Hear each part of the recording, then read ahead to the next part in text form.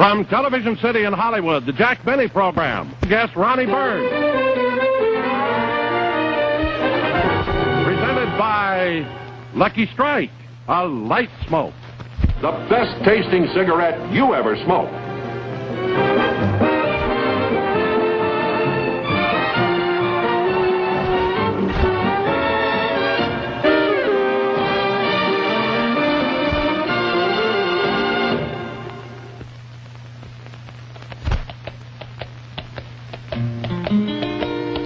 Light up a light smoke, a lucky strike. The right smoke's a light smoke, a lucky strike. For the taste that you like, light up a Light up a light smoke. a lucky strike. You'll say it's the best tasting cigarette you ever smoked.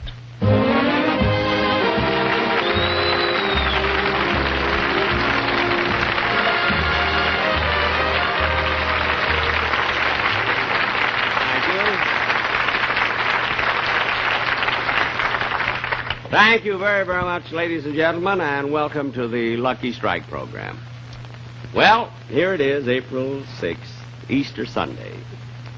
And I want to tell you the cutest thing happened this morning. When I woke up, Rochester, who incidentally is feeling a lot better, Rochester came into my room, and he brought me a rabbit. He gave me a rabbit, a real live bunny rabbit. You know, and it was the cutest thing you've ever seen in your life. We were trying to figure out a name for it, and then I thought, oh, well, why bother?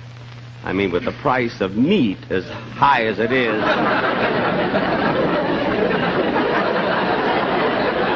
You beat me to that one. I won't be along with us very well. I mean, you beat me to the joke anyway, which is very, very good, I think.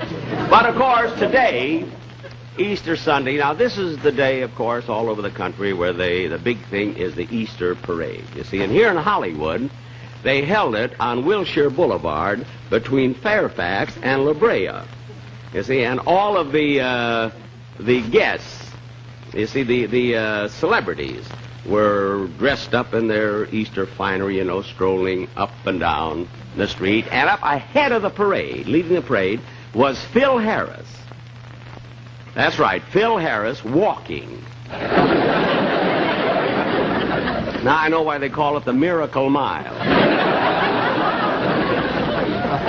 And of course, I wanted to be in the parade myself. You know, I bought a brand new suit to be in it, but it didn't get there in time, so I just stood on the curb and sort of watched it, you see. And it was a thrilling sight to see the women all dressed up in their beautiful new sack dresses. And just as the judges were about to pick the best dressed woman, the most embarrassing thing happened. A laundry bag fell off a truck and won first prize.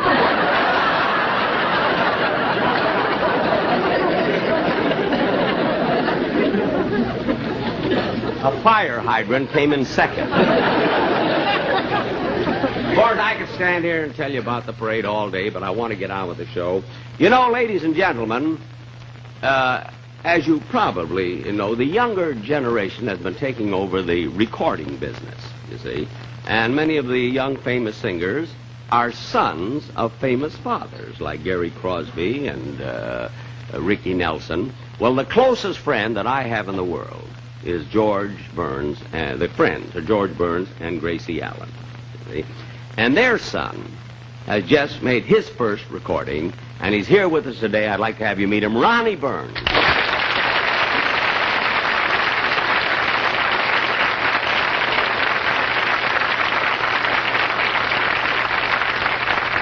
Ronnie, it's just wonderful having you on the show. Well, thank you very much, Uncle Jack. He always calls me Uncle Jack. Ever since he was a little kid, you know. Of course, I've known Ronnie's father and mother for such a long time. I'm practically part of the family. I go to their house 4 or 5 times a week, you know, and I go to all their parties. And Ronnie, I'll bet I had dinner at your house 1,000 times. That's right. Well, to celebrate tonight after the show, you come over and have dinner at my house. Oh, that'd be wonderful, Uncle Jack. Where do you live?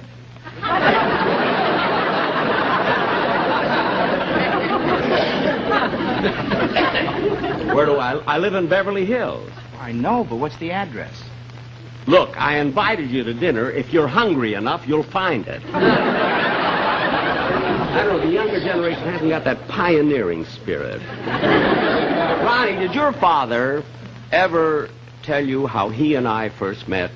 Oh, sure, he told me that story many times. How he was a headliner, and he went into his agent's office, and you were sitting there in the waiting room in tattered clothes, and the agent said to him, "Isn't there something you can do for that poor fellow out there?" And so my father went out and took the tin cup off your violin and gave you a small part in his act.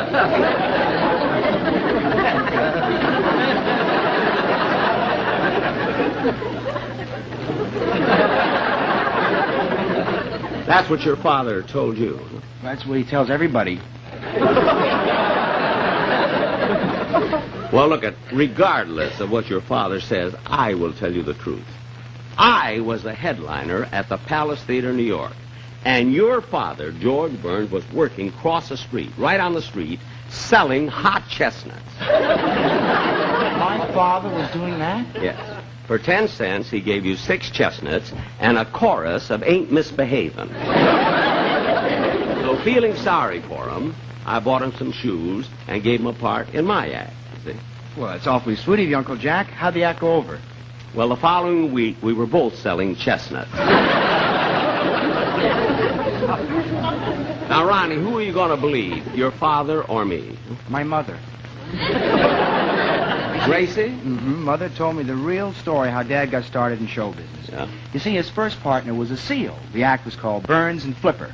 Oh, I remember that act. Flipper the Seal. Your dad worked with the Seal. For 3 years. And then he finally teamed up with Mother because she ate less.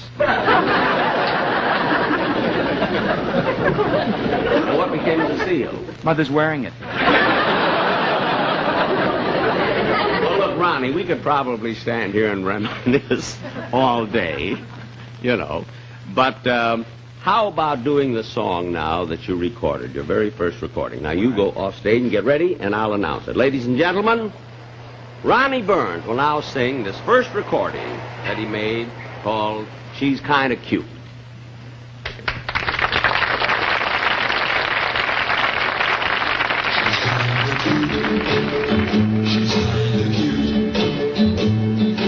Dressed in sloppy clothes, freckles on her nose. She's kinda cute. She's kinda cute.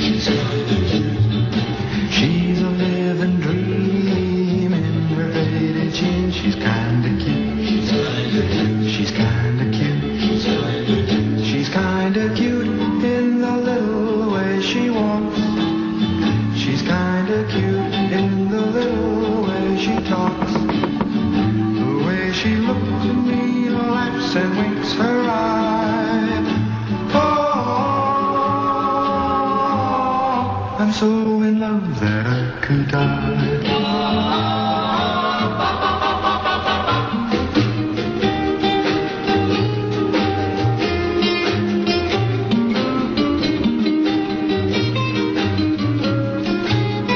She's kinda cute in the little way she walks. She's kinda cute in the little way she talks. The way she looks at me, laughs and winks her eye. Oh, I'm so in love that I could die. She's kinda cute. Happy as can be, 'cause she's in love with me. She's kinda cute. She's kinda cute. She's kinda cute. She's kinda cute. She's kinda cute. She's kinda cute.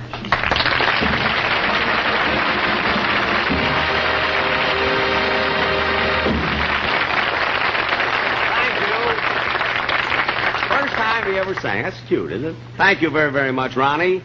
And now I have a sketch, a play we're going to do that I'd like to introduce. Oh, but before I do, we must have our commercial. Oh, Don Wilson, will you come out and do the commercial, please?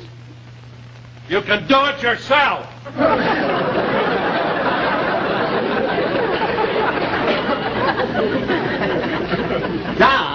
Don Wilson, come out here.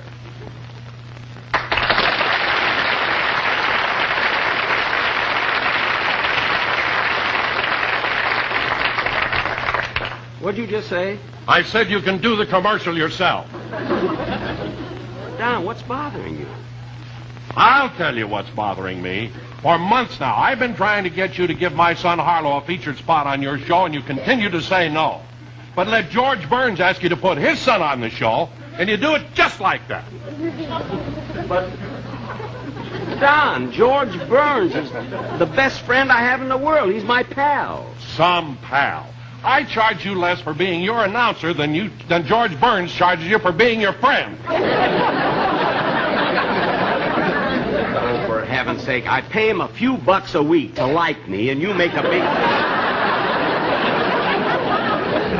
Now, look at Don, you're going to do the commercial at your bin. That settles it. I'm not going to do the commercial, and that is that.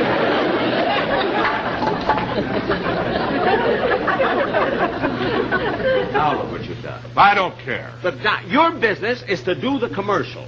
Not with those big feet. Just do the commercial. And do it. Oh, all right. A Lucky Strike is all cigarette. Every inch a cigarette. Nothing but fine, light, mild, naturally good-tasting tobacco that's toasted to taste even better, cleaner, fresher, smoother. Don't tell me. Tell them. I've been with them 15 years. So when it's light-up time, light up a Lucky. You'll say it's the best-tasting cigarette you ever smoked. There's your commercial. I hope you're satisfied.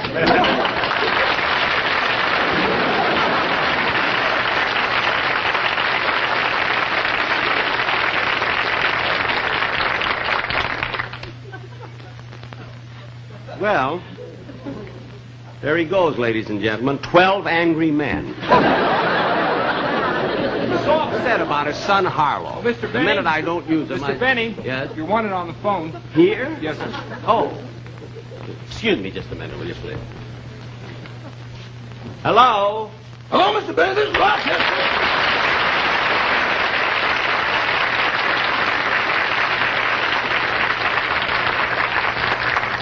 Rochester, what'd you call me for? I'm right in the middle of a show. Did you buy a suit from Clemmer and Johnson? Clemmer and Johnson? Yes, I bought a new suit. Well, the man brought it to the house about an hour ago. Oh, it's a good-looking suit, isn't it? Yeah, I hope it looks as good on you as it is on him. Wait a minute. You mean he wore the suit over? He said for the price you paid, they couldn't afford to put it in the box.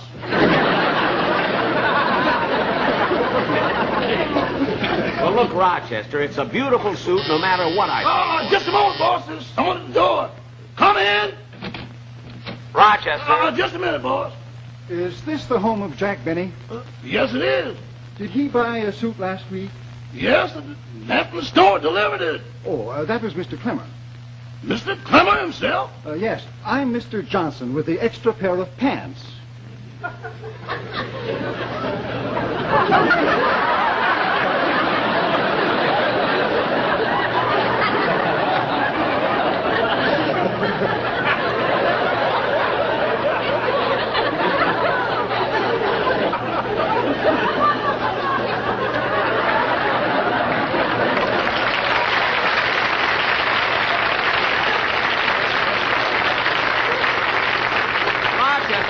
Who was that? The extra pair of pants arrived. The censor is glad you didn't buy underwear. Rochester, look, stop with the jokes and press the clothes and put them in the closet. Goodbye. Goodbye.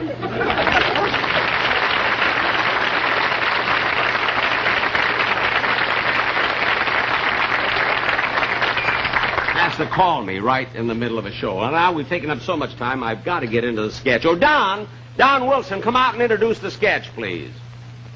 Ronnie, where's Don? Don He Wilson. stormed out of here and went home. I sort of feel responsible. Oh, don't give it a thought. Imagine him getting so upset about his son Harlow. I know, but I've liked Mr. Wilson for a long time, and well, I don't want him to hold a grudge against me. I wish you'd talk to him. Well, maybe you've got something there. I mean, if he was so angry that he left in the middle of the show and went home, maybe I ought to go over to his house and discuss it with him, huh? Sure. Come on, let's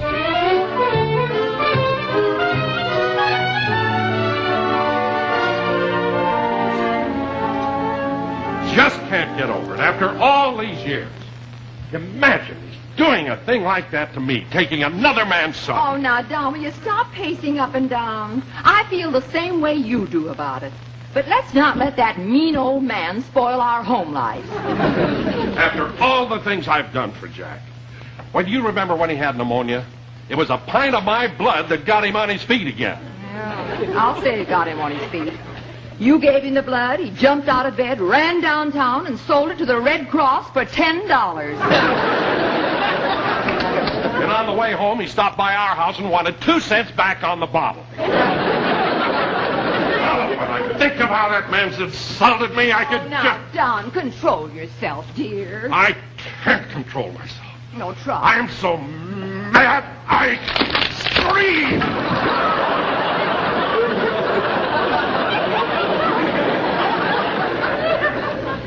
Now look what you've done. Oh, I'm sorry. Well, maybe we'll feel better after we have some dinner. Harlow! Harlow, darling. Dinner's ready. But Don, remember, not a word about this in front of Harlow. You know how sensitive he is. Yeah. He knows if he's the center of conflict, he'll get all upset emotionally. Mm-hmm. Harlow, we're calling you. Yes, Daddy.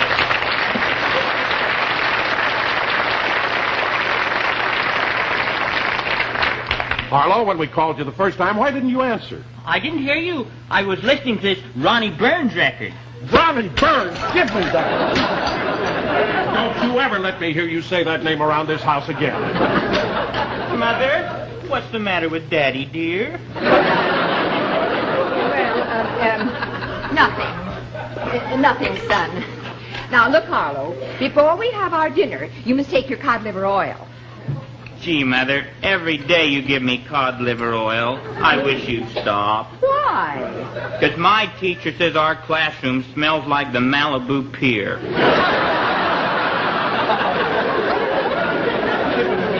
Well, you're going to keep on taking this cod liver oil because it was recommended by Dr. Dale and Dr. Iman. I don't remember them. Well, of course you don't. They were the 2 doctors who held you up by your feet when you were born. Now, open your mouth, dear. Come on. There you are. Oh, that's a good boy. Now, go wash your hands. Okay. Oh, honey, isn't he sweet? He certainly is. Oh, you know, it just breaks my heart to think that someday he'll grow up. Oh, I'll get it, dear. Oh, it's you. The man who has the best friends money can buy. Hey, Don, I know you're all upset about something, so I thought I'd come over and talk. May I come in? Well, all right. Lois, I suppose Don told you what happened at the studio today. And We're not going to talk about it before dinner. But you may sit down if you wish. Okay. Not there. There.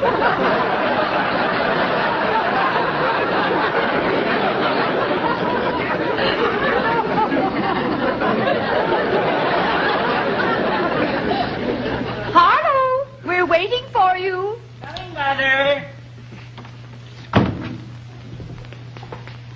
Oh, hello, Mr. Benny. Harlow, we'll talk with him after we've had our dinner.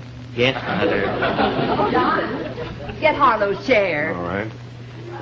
Oh, Harlow, we're going to have the most wonderful dinner.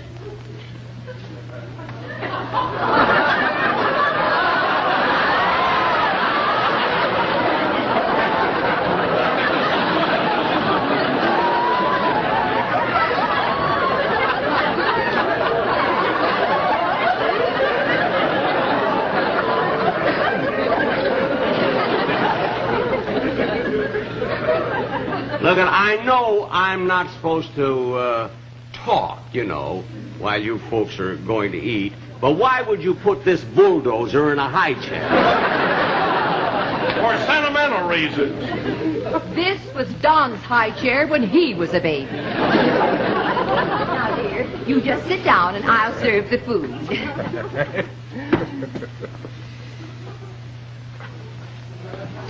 Here we are.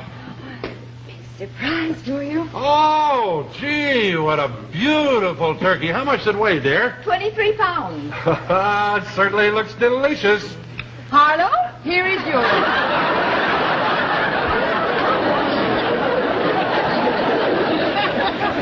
Holy smoke. Mother. And here are some nice mashed potatoes. Thank you. Mother, tomorrow some of the kids are going roller skating. Can I go with them? Oh, Harlow, dear, I'm sorry, but I lent your roller skates to a man down the street. Well, what did he want them for? Maybe he wanted to move a house.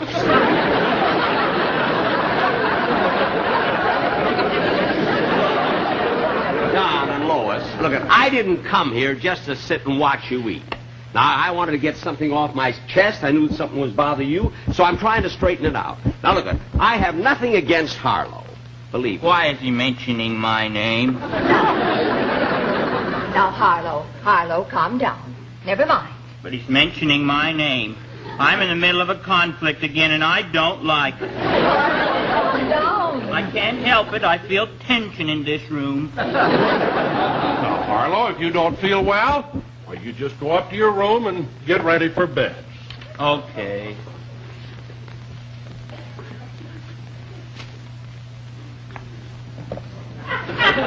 He upsets me.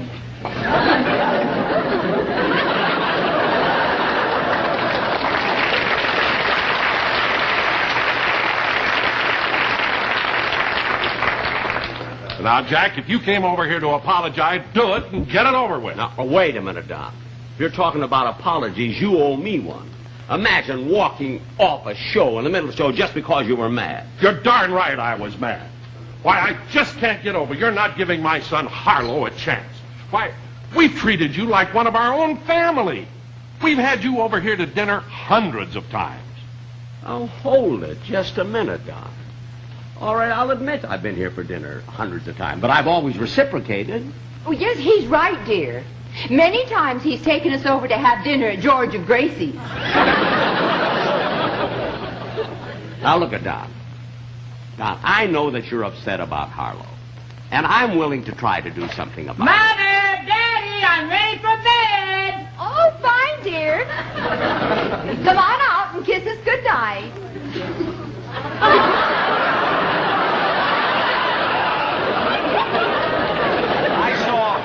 I saw a bear last night on Bob Hope's program that looked like him.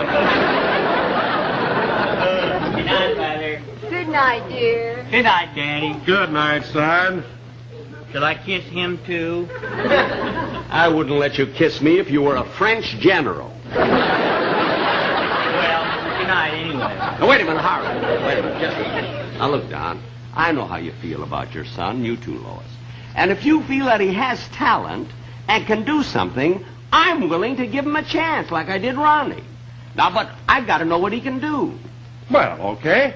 Harlow, why don't you sing something for Mr. Benny? I don't know what to sing. Don, why don't you do that number that you and Harlow do so well together? Okay, dear, okay. Now, Jack, I know this has been done before, but it shows off Harlow's talents very well. All right, let me hear it. Okay, dear, will you give us an introduction? All right. Right over here, son.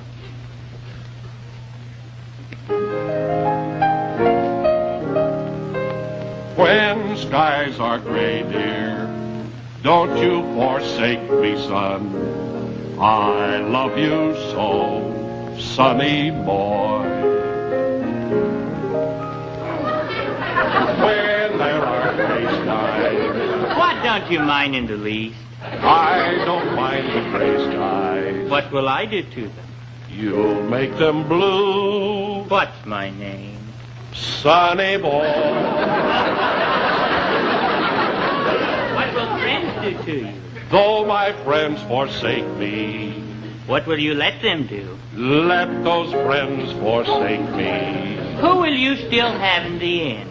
I'll still have you, What's my name? sonny boy. Where am am I sent from? You're sent from heaven, Have I any special valuations? and I know your worth. And what did I make? You made a heaven For who, right where, on what? right here on earth. God bless me. When I'm old and gray, son, Want me to promise something? promise you won't stray, son. Give me a good reason.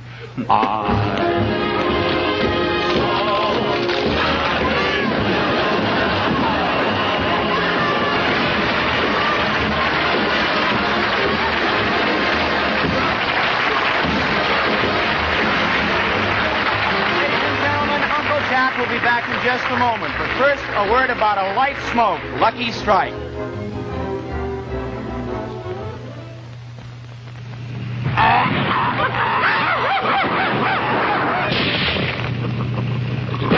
Amigo, ¿qué hora es?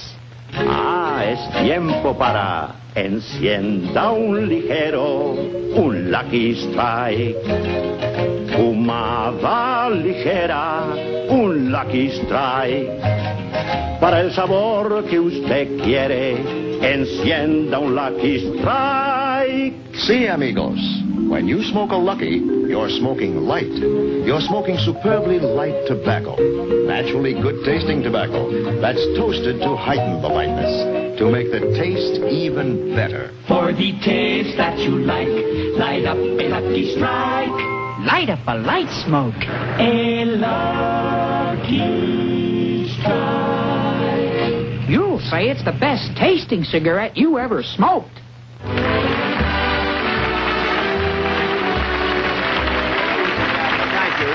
Thank you. I wish I had time to bring everybody out here and thank them, Ronnie's done everybody, but I haven't.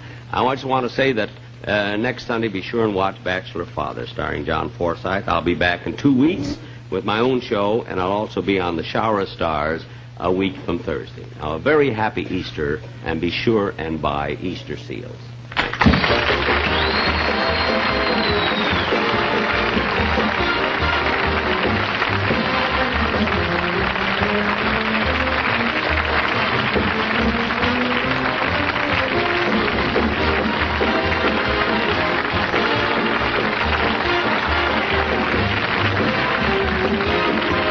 Appearing on tonight's program were Lois Cornett, Dale White, Paul Power, and Seymour Rosen. Choreography by Jack Moore. Remember, 1 week from tonight on this same station, be sure and watch the new Bachelor Father show starring John Forsythe. And next Friday on most of these stations, watch the exciting new series about the Texas Rangers Crackdown, brought to you by Lucky Strike, product of the American Tobacco Company. Remember, tobacco is our middle name. And here's a word for filter tip smokers. Are you a steady smoker? Then Filter Tip Terratin is the cigarette for you.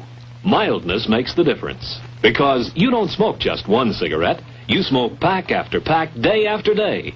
And all the way, Terratin's special kind of mildness is on your side.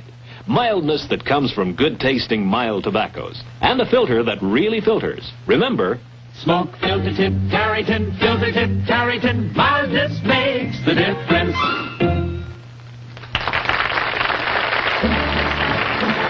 Jack Benny's next television program will be in 2 weeks. This is Don Wilson saying good night.